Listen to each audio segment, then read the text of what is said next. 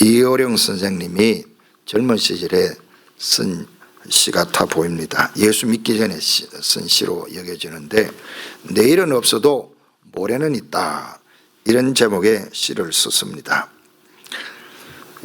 그 시를 잠깐 옮겨보면요, 어제란 말은 순수한 우리말입니다. 오늘이란 말도 순수한 우리말입니다. 그러나 내일이란 말은 올레자 날일자 한자에서 들어온 말입니다. 어제도 오늘도 우리말인데 어째서 내일이라는 말만은 한자말로 되어 있을까요? 순수한 우리말이 있었을 텐데 어째서 가장 소중한 내일이란 말은 잊었을까요? 어째서 가장 희망을 주는 내일이란 말을 빼놓았을까요? 이렇게 이제 시를 쭉 써나갑니다. 이 시를 제가 이렇게 읽다가 또 이 말씀을 준비하면서 이렇게 생각해 보다가 상당히 거기 제 나름대로 상상하는 즐거움이 있었어요. 어제나 오늘이라는 이 단어, 그리고 내일은 건너뛰고 모레라는 이 단어가 있는 이 순 우리말을 생각하면서, 자, 어제나 오늘이나 우리가 선택하고 결정하고 또 우리가 경험하고 그렇게 살아왔던 삶이죠. 그런데 항상 내일은 내 영역이 아니라는 거죠. 주님의 개입과 선택과 결정의 시간들인 겁니다. 이걸 우리 민족이 깨달았을까요? 혼자 상상하는 즐거움을 잠깐 가져보았습니다. 물론 우리 순 우리말에 내일은 스킵하지만은 모레, 글피, 그 글피라는 단어가 있거든요. 왜 내일만 빠져 있을까? 그 내일을 어떻게 우리가 채우면은 이 시간이 이어질까라는 생각하면서 이 종말에 대한 주님의 교훈을 여러분들과 나누려 합니다. 예수님은 자신이 세상에 다시 오시겠다, 그렇게 약속을 하셨잖아요. 하지만 사람들은 이 말씀에 깊이 공감하고 반응하지 않을 것을 예수님은 미리 아셨어요. 옛날 사람들이나 지금 사람들이나 영적인 태도에 있어서는 하나님께 대한 믿음과 순종을 보이지 않는 삶을 살아가고 있는 겁니다. 그래서 예수님의 평가가 몹시 부정적인 것을 보게 되는 것이죠. 자, 26절에 보면은 노아의 때와 같이 인자의 때도 그러하리라, 그렇게 말씀하고 있잖아요. 그럼 노아의 때가 어떠하고 인자의 때가 어떠한가 라고 하는 것을 우리가 생각해 보는데, 어떤 상황적인 것보다 반응을 말하는 거예요. 그 사람들의 태도를 말하는 거죠. 여기에 무슨 죄가 있었다, 무슨 사건이, 이런 이야기가 아니고 노아의 때에 보였던 사람들의 반응, 사람들의 태도, 그와 마찬가지로 예수님의 때, 예수님이 다시 오실 때를 예수님의 때라고 말하는데, 이 주의 날이 크고 무서운 그 날인데도 불구하고 사람들은 보이는 반응이 노아의 때와 같다라고 말씀하고 있는 겁니다. 자, 노아가 방주에 들어가던 날까지 사람들이 다 먹고 마시고 장가들고 시집 갔다, 그렇게 말하고 있죠. 그리고 홍수가 나서 어떻게 되었어요? 다 멸망시켰다라고 이야기를 하는 겁니다. 자, 그러면서 우리가 이 홍수가 났으라는 걸 두고 사람들이 먹고 마시고 장가들고 시집 간다는 것은 무슨 이야기입니까? 사람들의 일상생활인 거죠. 우리가 이 땅에 태어나서 성장 과정을 거치고 또 사춘기를 지나면서 자아가 이제 발달하고 또 자기 가치관이 어느 정도 이렇게 형성돼 가잖아요. 형성돼 갈 때 그 형성되는 과정에서 심리적으로 불안정을 좀 보이지만 안정을 취하면서 직장 생활도 하고 또 결혼도 하고 그렇게 또 다음 세대를 이어가고 그렇게 해가 나가는 것, 이건 지극히 정상적인 삶이고 하나님도 이와 같은 것을 기뻐하시고 허락하신 겁니다. 이게 무슨 문제가 있느냐라고 이 일을 제기할 가능성도 있습니다. 이 맥락을 따라 이해하지 못하고 이 단어들만 딱 우리가 잘라서 보면은 아니 사람이 태어나서 먹어야 되는 거 아니냐, 마셔야 되는 거 아니냐, 그러면은 뭐 결혼하는 게 문제가 있느냐라고 오해할 가능성도 있는 것입니다. 그래서 항상 성경은 맥락을 따라 우리가 읽어야 된다. 한번 따라 합시다. 성경은 맥락을 따라 읽자. 모든 글이나 문학 작품 마찬가지 맥락을 따라 읽기를 해야 되는 거예요. 그래서 성경을 맥락을 따라 읽지 않으면 문제가 많이 발생합니다. 여러 사람들이 맥락 없이 성경 구절을 여기있다고 단어를 여기있다고 조합을 해가지고 말 만들어서 그렇게 하는데, 그렇게 하면은 본래의 의도를 너무 벗어나거나 본래의 의도를 파악하지 못할 가능성이 많죠. 자, 여기에 이제 예수님이 하신 말씀을 맥락을 따라서 우리가 쭉 살펴보아야 됩니다.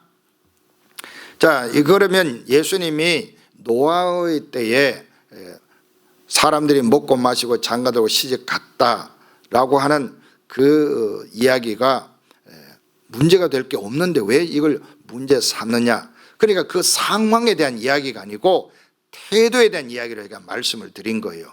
노아 시대의 사람들이 먹고 마시고 시가 장가 갔던 그 상황, 그때 그들의 일반적인 삶을 문제 삼는 것이 아니고 홍수가 날 것이란 예고에 대한 이 사람들의 반응을 이야기하는 겁니다. 이해가 되시죠? 이 구절에서 하고 싶은 얘기 그거예요. 사람들이 얼마나 무심하게 지냈는지 아냐, 사람들이 얼마나 하나님이 홍수로 심판하겠다 한 이야기에 대해서 생각 없이 지낸지 않으냐.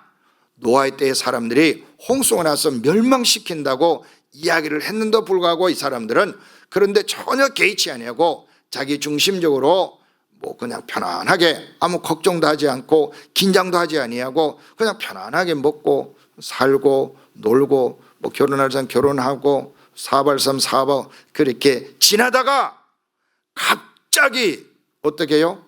홍수가 나서 다 멸망시켰대요. 인자의 온도 그렇다면 예수님이 다시 오신다 얘기해도 사람들은 관심이 없는 거예요. 계속해서 자기 중심적으로 산다면, 하나님과 아무 관계없이 자기 중심대로 살아간다면, 그러다 어느 날 그리스도가 오실 때에 그때 이제 갑작스런 사건으로 사람들이 충격을 받게 되는 것을 말씀하는 겁니다. 물론 이제 노아 시대에 그들의 삶을 보면 하나님이 너무 개탄스러워하는 모습이 여러 구절에 나옵니다. 죄가 세상에 가득하였다. 마음으로 생각하는 모든 계획이 항상 악하다. 그렇게 하나님께서 세상에 어떻게 저런 생각하고 사냐, 어떻게 사람이 되어서 그 모양이냐, 이렇게 우리가 탄식하듯이 하나님도 그렇게 너무 마음 아파하는 모습을 보게 됩니다.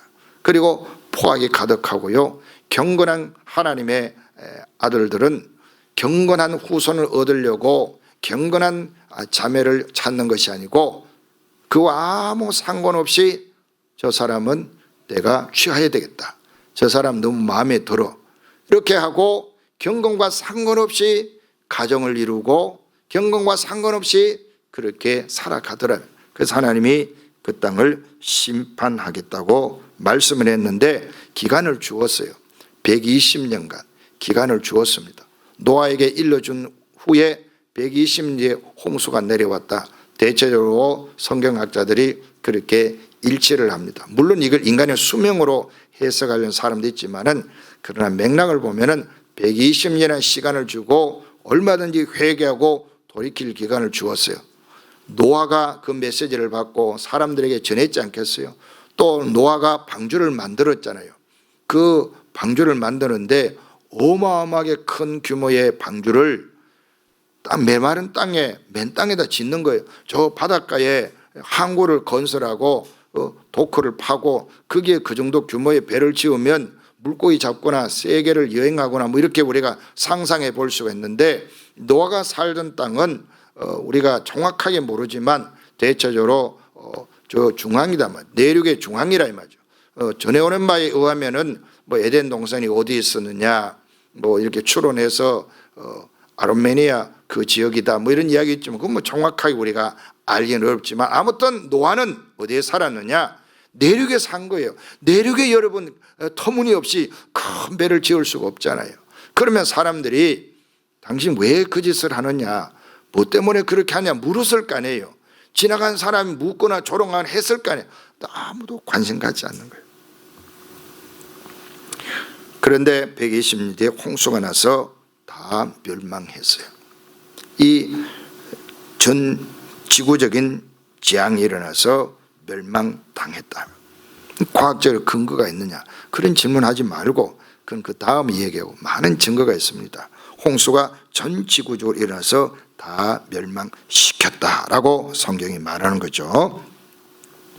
자, 예수님도 이 구약 성경의 권위를 인정해서 인용을 하잖아요. 그러니까 예수님이 거짓말 인용하고 그렇게 하지 않는 것이잖아요. 이 사실이기 때문에 인용하고 있는 겁니다.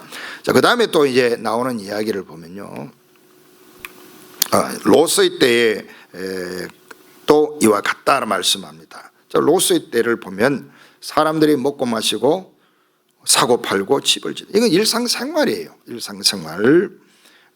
그러니까 사람들이 땅을 사고 땅을 팔고 건물을 짓고 이사가고 새로운 사람 들어오죠. 뭐 이렇게 하는 건 일상적인 사람들의 삶인 겁니다. 이게 문제가 있다 그런 말씀이 아니에요. 물론 이제 이렇게 살아갈 때 이 사람들이 하나님 없이 살아가는 부패한 모습들이 많이 있었어요. 그러나 이 맥락에서 이야기하고 싶은 건 뭐냐면은 사람들의 반응이에요.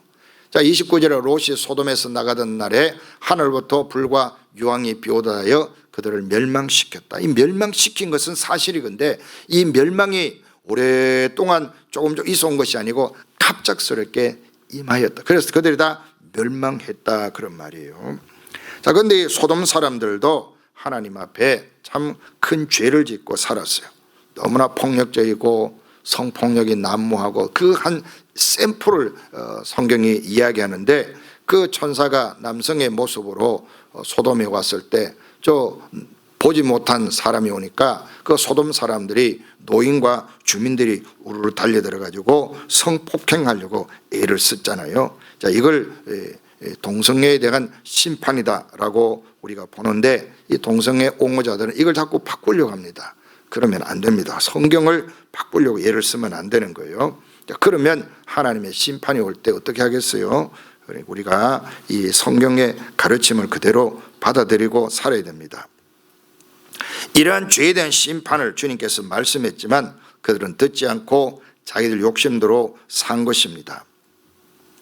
심지어 이제 성에 이제 곧 유황불로 하나님이 심판하겠다고 천사가 가서 이야기해도 롯과 그 가족들조차 머뭇머뭇하는 거예요. 왜냐하면 지금까지 살아온 이 삶과 하나님의 심판의 이야기가 매치가 잘 안 되는 거예요. 아브라함 때문에 롯을 불쌍히 여기고 강제로 막 끌어냅니다. 끌어낼 때 그 천사가 롯에게 뭔 얘기하냐면은 뒤를 돌아보지 말고 중간에 가서 머물지도 말고 빨리 도망가라. 너무 머니까 저 앞에 보이는 소알이라는 성으로 내가 도망가겠어. 그래, 빨리 소알이라는 성으로도 도망가라. 뭐 이렇게 말씀했어요. 쫙 가는데 롯이 아니고 어떻게 했어요? 뒤를 돌아본 거예요. 그만 돌아보지 말라고 간곡히 부탁했는데 뒤가 돌아보이는 거예요. 뒤가 왜 돌아보였겠어요? 익숙한 사람들, 그 다음에 뭐가 있었겠어요? 세상에 부귀영화가 있었지 않겠어요? 그게 돌아보이는 거예요. 세상이 아무 관심 없는 사람은 살기 위해서 도망을 가는데 자꾸 돌아본단 말이에요. 우리에게 이런 게 남아있는 거예요. 세상이 자꾸 친하고 그립고 좋은 거예요. 그러니까 하나님에 대한 경외심이 없는 사람은 경고를 받아도, 바로 눈앞에 경고를 받아도 이걸 마음에 담아두지 않는단 말이에요. 참 이게 안타까운 거예요. 하나님께서 바로 옆에 와가지고 너 지금 심판받을 거야, 빨리 도망가 라고 얘기를 해도 그래도 이게 보인다. 그래도 응? 여러분들 마음은 어떻습니까? 예수님이 다시 오십니다 라고 그렇게 이야기해도 예수님 다시 오시기는 뭐 지금까지 안 오셨는데 뭐 오시면 오고 뭐 이렇게 여러분 혹시 생각하지 않나요? 아무 생각 없이 자기도 하고 싶은 대로 자기 중심대로 그렇게 살아가는 삶을 살다가 노아의 때도 홍수로 멸망하였고 롯의 때에도 불과 유황으로 심판을 받았다. 인자의 때도 그러하리라. 주님이 경고하고 있는 거예요. 여러분, 이 경고를 무시하면 안 됩니다. 경고는 사고 나기 전까지는 아무 문제가 없어요. 그러나 경고를 무시하고 사고 나면 치명적인 거죠. 속도를 줄이세요 해가지고 프레이 같은 데 보면 어떤 경우는 한 15마일을 막 줄여야 될 때 있거든요. 시속으로 막 70마일, 80마일 확 오다가 갑자기 15마일로 확 줄이면 얼마나 위험하겠어요. 그죠? 그래서 도로 이 교통 물리학의 원리를 연구한 분들이 그렇게 약간 비스듬하게 이렇게 만들어서 쫙 달려오더라도 속도를 약간 떨어뜨리면서 넘어가도록 이렇게 잘 만들었지만, 이 한계를 더 넘어가도록 속도를 내면 그걸 치고 나가는데 못 내면 어떻게 하냐, 뒤집어져 버리는 거죠. 이 원심력을 극복할 만큼 그 이상의 속도를 더 빨리 내면 지나가 버려요. 안 뒤집어집니다. 그런데 더 빨리 지나갈 수 있는 공간이 없잖아요. 공 이렇게 만들어져 있으니까. 만약에 이게 20마일로 넘어가야 되는데 내가 한 50마일로 가면 차가 안 뒤집어진다. 그러면 50마일 달리는데, 달리면 그 다음에 뭐 길이 넓으면 쭉 달려갈 수 있는데 못 달려가잖아요. 그래서 큰 사고 나는 거예요. 만약에 넓은 운동장 같으면 차가 그렇게 하면은 그냥 더 속도를 높여버리면 차고 넘어가면 이 차가 뒤집어지는 것보다 훨씬 빨리 가버리면 괜찮아요. 이게 이제 물리학적 원리지만 보통 그렇게 하면 안 되잖아요. 그래 안 되니까 어떻게 해요? 속도를 줄여야 되는 거예요. 그런데 경고 전까지는 사고가 안 날 때까지 뭐예요? 별 문제가 없는 거예요. 조금 뭐 내가 알아서 하는 거지, 이렇게 생각할 수 있지만은 그렇게 무시하고 휙 가다가 차가 넘어가 버리거나 이탈해보면 어떻게 돼요? 그때 이제 경고판이 얼마나 중요한 깨닫는 거예요. 늦잖아요. 그건 이미 후회해야 되는 거잖아요. 예수 그리스도가 다시 오신다고 경고판을 지금 예수님이 세웠는데 어느 정도 이 경고판이 강력하냐면요, 완전히 인류가 멸망할 때의 경고판을 세워주고, 불과 유황으로 완전히 한 도시가 망해버린 경고판을 세워가지고 이중으로 경고판을 세워놓고, 그것도 약간의 어떤 사건이 아니라 쫄딱 완전히 망한 경고판을 세워놓았어요. 그러면서 예수님 다시 오실 때도 이와 같다고 이야기하는 거예요. 여러분, 그런데 이게 마음에 와닿아요? 여러분, 그런 각성이 일어나요? 이 경고판이 안 보이잖아요. 왜? 세상이 좋으니까, 육신 생활이 좋으니까, 그래도 뭔가 하고 싶은 게 있으니까, 자기 중심적으로 뭔가를 이루고 싶은 거 있으니까 이런 경고를 중심에서 살지 아니하고 이걸 없애버리고 산다. 저희 집 앞에 가면 이 중간에 스탑 사인판이 하나 있는데 맨날 부서져요. 그리고 또 세워요. 나는 그래서 공무원들이 얼마나 답답한지, 이 참 공무원들 수고도 많이 하지만 너무너무 답답한 거예요. 그걸 하나 세워놓으면 이 밤에 누가 와서 부러뜨리도 들이받아가지고 부러뜨리면, 그럼 좀 그 튼튼한 걸 세우든지 아니면 없애버리면 되는데 왜 굳이 갖다 세우는지 모르겠어요. 맨날 세워놓고 보면 또 하나 휙 넘어, 어느 날 박살이 나 있고, 들이받은 차는 없어요. 그만큼 튼튼하지 않기 때문에 또 턱 붙이고, 그럼 맨날 또 어느 날 보면 또 와 작업한다고 또 작업차 서 있고, 그 세금도 얼마나 낭비되겠어요. 제가 그래서 속이 터져가지고 정치하고 싶은데 또 하나님이 이 목회하라고 붙들려가지고 제가 지금 목회를 하는데, 아무튼 이제 그런 경고판을, 그 스탑이랑 내가 봐서는 그 별로 그 유익하지 않은 경고판이 다른 방식을 얼마든지 할 수 있는 거예요. 그 타이어를 갖다 놓든지 부딪혀도 뭐 튼튼한, 그럼 그렇게 하고 싶으면 그렇게 하든지. 그것도 아니고 맨날 그 애매하게 있으니까 차가 좌회전하면서 대충 하고, 직진할 때 대충 밤에 이거 뭐 약간 졸고 막 아니면 한잔하고 오는 사람들 그랬는지 자주자주 이렇게 1년에 한 번 뭐 엄청나게 많은 수가 그 부숴버려 가요. 그런 경고판처럼 여긴단 말이에요. 우리 그리스도인들이 그냥 툭 치고 지나가고 잊어버린다. 한 예수님 다시 오신다 막 그래. 그리고 나서 그 다음에 뭐냐, 이 세상이 보이는 거예요. 이렇게 하면 안 됩니다. 얼마나 강력한 경고인가를 우리가 기억해야 돼요. 교회가 이 정신 차려야 돼요. 여러분들이 정신 차리고 신앙생활을 해야 된다 이 말이에요. 예수님 오신 것이라고 생각하면 안 되는 거예요. 너무너무 엄청난 사인판이 붙어 있기 때문입니다. 자, 그래서 예수님 말씀하잖아요. 자, 33절에 보면은 자기 목숨을 보존하고자 하는 자는 잃을 것이요 잃는 자는 살리라, 이렇게 말씀을 합니다. 자, 그러면서 이제 예수님이 34절 34절에 보면은 내가 너에게 이르노니 그 밤에 둘이 한자리에 누워있음에 하나는 데려감을 얻고 하나는 버려둠을 당한다. 그리고 35절에는요 두 여자가 함께 맷돌을 갈고 있으며 하나는 데려감을 얻고 하나는 버려둠을 당한다. 이 말씀하셨어요. 자, 이 이야기를 가지고 소설 같은 드라마를 만들어내는 사람들이 있습니다. 자, 그 이야기를 제가 좀 또 구체적으로 합니다. 이건 이제 마태복음 24장에 같은 기사 좀 더 자세하게 나오고요. 그리고 이제 다니엘서 9장 24절과 27절의 예언이 아직 성취가 안 되었다. 이렇게 보고 그 남은 기간을 이렇게 이 구절과 연결하고 또 데살로니가서 4장 15절에서 17절 연결해 가지고 그 유명한 감추어진 휴거의 스토리가 만들어지는 겁니다. 시크릿 랩처라고 그렇게 하는 이 감추어진 휴거, 이것이 이제 영국에서 미국으로 건너고 미국에서 세대주의자들의 견해를 따라서 이게 이제 조선시대에 그 일제강점기에 선교사들이 많이 왔는데 무디 바이블 학교 출신들이 여기 많이 영향을 받고 그들이 한국에 와가지고 이 종말론을 많이 가르쳤어요. 그래서 한국교회는 전반적으로 이 종말론에 많이 빠져 있습니다. 그래서 이걸 제가 얘기한다고 고칠 것도 아니고 안 바꿀 걸 알지만 그래도 제가 하나님 앞에서 양심적으로 이야기를 해야 되잖아요. 그게 내 사명이잖아요. 자, 여기에 대해서 이제 로이드 존스의 그 교회와 종말에 일어날 일이라고 하는 그 책에 보면은 제13장에 다니엘 9장의 결론과 감추어진 휴거에서 비밀스러운 휴거가 나오게 된 역사적인 배경을 자세하게 설명하고 있습니다.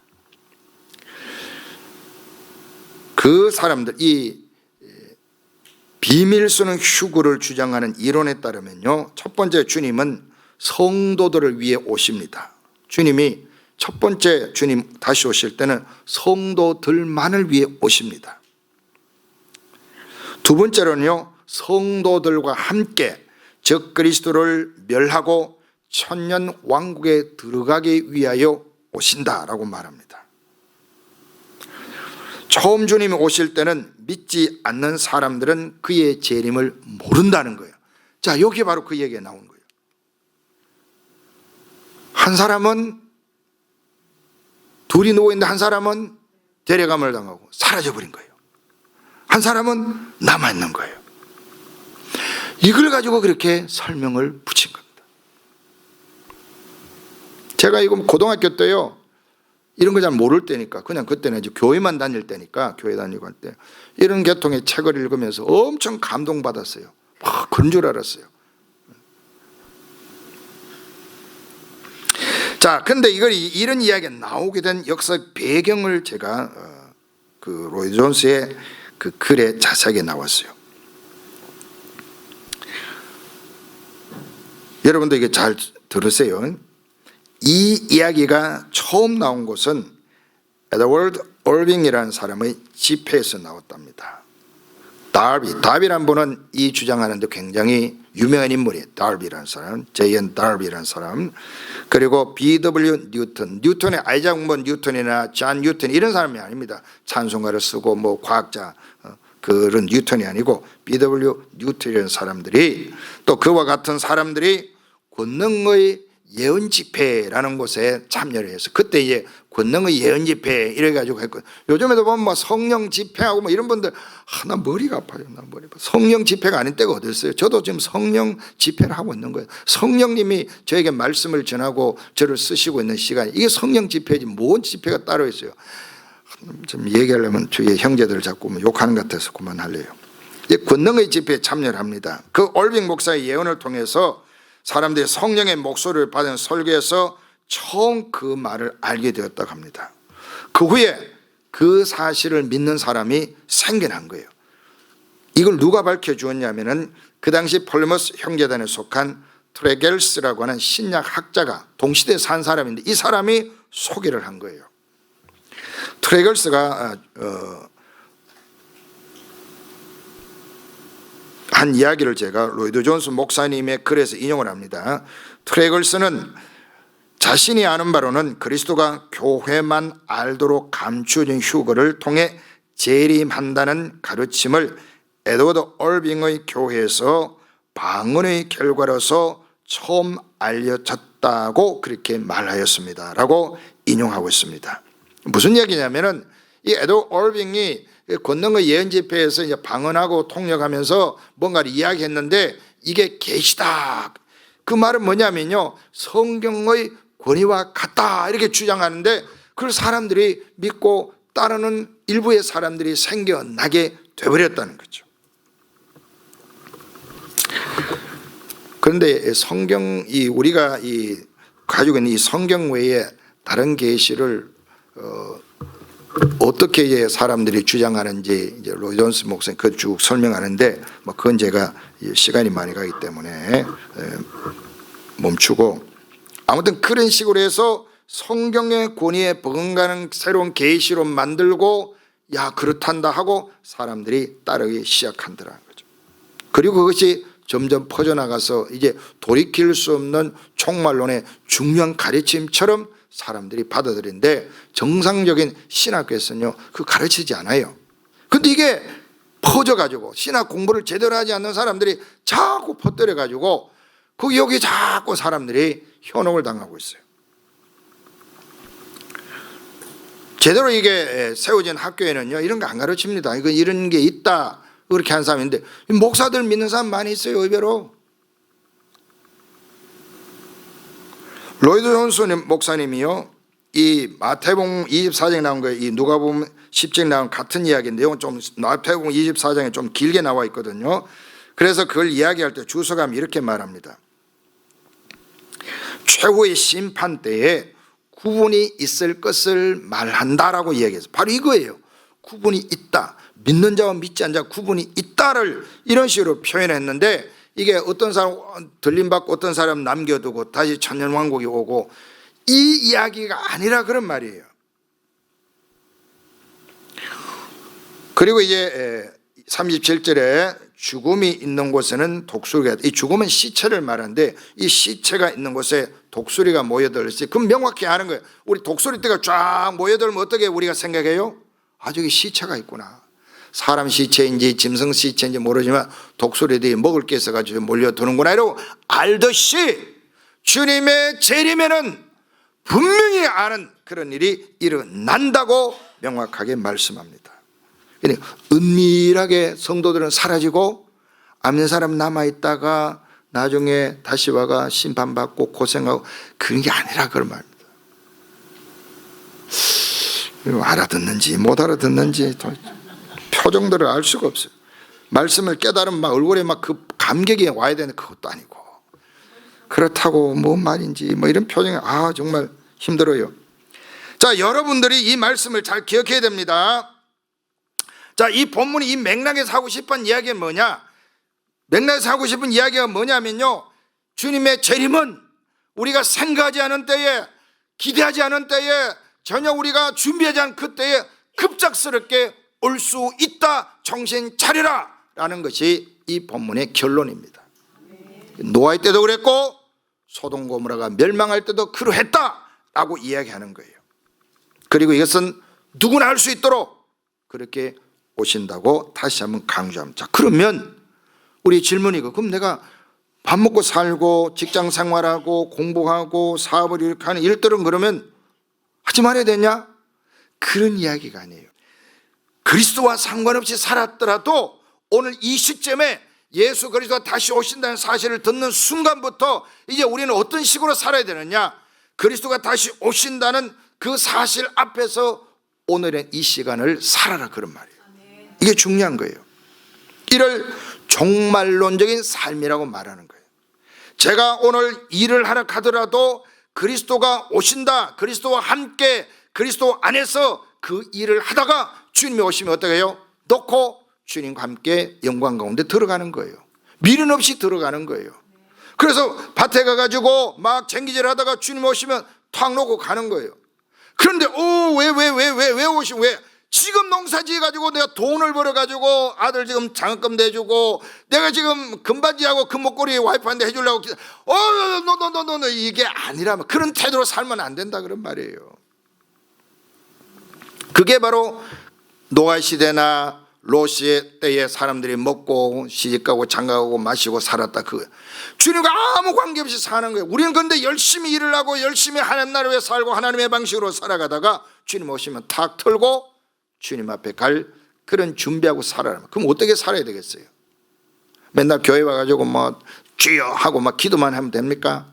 아니죠. 우리 일상의 모든 삶을 살되 항상 종말론적인 시각, 주님이 오셔서 판단하고 주님 맡기신 청직의 사명을 감당하고 주님 우리에게 주신 그 사명 뭐예요? 이웃을 사랑하며 사는 삶이에요. 이웃에게 예수님 살아계시고 예수님 다시 오신다는 이 복음을 전하고 그걸 믿는 자답게 우리도 살아가는 거예요. 믿는 자답게 돈을 챙기고 모으고 불리고 하는 일에 올인한 삶이 아니라 이 물질을 가지고 하나님 나라를 위해 쓰고 가난한 자를 돌아보고 아픈 자를 돌아보고 외로운 자를 돌아보며 그렇게 살아가는 거예요. 내가 많은 실력 가지고 능력 가지고 엄청나게 꿈을 막 이루어가는 게 목적이 아니라 내가 능력이 있어가 열심히 살다 보니 기업이 이루어지고 돈이 모이는 건 좋은데 그걸 어떻게 하느냐? 유통하는 거예요. 선한 일 유통하고 살다가 주님 오시면 손 딱 털고 가야 되는데 그거 준비 안 돼 살다가 롯의 차와 같이 뒤가다가 돌아보이는 삶을 살면은 망한다 그 말. 그게 주님이 우리 주신 메시지예요. 그래서 여러분들이 그리스도인들은요 종말론적인 시각을 가지고 사셔야 돼요. 한번 따라 합시다. 종말론적인 시각으로 살자. 이 종말론 시각으로 사는 건 연습이 필요해요. 매일매일의 내 삶이 예수님 안에서의 삶이 되고 예수님과 함께하는 삶이 되는 거예요. 운동하다가도 운동의 시간에 막 점수가 다투는 시간에도 예수님과 함께하는 운동이 되어야 되는 거예요. 예수님과 함께하지 않은 운동이 되면 어떻게 했냐? 저 사람이 이기는 데 목적을 두고 그게 만약에 무슨 잠깐 잘못했으면 싸움을 해서라도 내가 의롭다는 게 증명돼야 되는, 그거는 종말론으로 사는 게 아니에요. 우리가 시집가고 장가가는 것도 내가 예뻐하는 사람하고 살아야지, 내가 멋진 남자하고 살아야지 라는 것이 그건 종말론의 시각이 아니에요. 하나님 백성과 경건한 가정을 이루고 하나님을 잘 섬겨야 되겠다, 하나님 나라를 우리가 힘을 앞에 헌신합시다, 이러한 거룩한 목표가 그 가운데 있어야 돼. 이거 다 빼버리고 잘 먹고 잘 사고 놀러 다니고 멋지게 살고 그런 식으로만 생각하면 이 종말과 아무 상관없이 사는 거예요. 그런 사람에게 어느 날 그리스도에 오시면 충격받을 일이 되고 마는 거죠. 제가 새벽기도 때 말씀을 드렸나요? 제가 아는 분이 두 사람이 최근에 가장 갑작스럽게 세상을 떠났어요. 다 좀 잘 사는 사람들인데 갑자기 떠나버렸어요. 이 사람의 이 목회의 길, 하나님 나라를 위해 헌신을 너무너무 이해하지 못하고 막 멱살 잡고 미친 사람이라고 막 했던, 그런데 그 많은 돈을 놓고 갑자기 돌아가셔 버린 거예요. 젊은 사람들이.